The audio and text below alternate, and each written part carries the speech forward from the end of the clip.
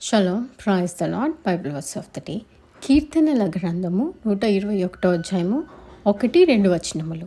కొండల తట్టు నా కనులెత్తుచున్నాను, నాకు సహాయము ఎక్కడి నుండి వచ్చును? యెహోవా వలనే నాకు సహాయము కలుగును. ఆయన భూమి ఆకాశములను సృజించినవాడు.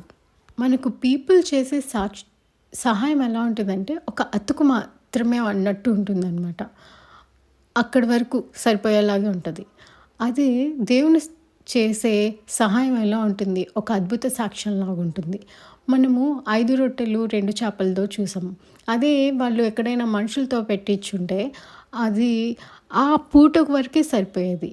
అదే దేవుడు అది మల్టిప్లై చేసినప్పుడు 12 గంపలు ఇంకా మిగిల్చారనమాట. అలా ఉంటుంది దేవుడు సాక్ష్యం అనేది, దేవుడు సహాయం అనేది. కాబట్టి ఇవాళ నుంచి నువ్వు మనుషుల మీద నమ్మకం పెట్టుకోవద్దు.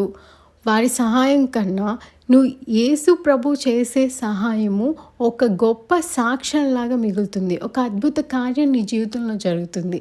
నీకు సహాయం కావాలా? అద్భుత కార్యం కావాలా? నువ్వు ఒక దేవునికి సాక్షిలా ఉండాలనుకుంటున్నావా? అది ఆలోచించుకో. Thank you so much.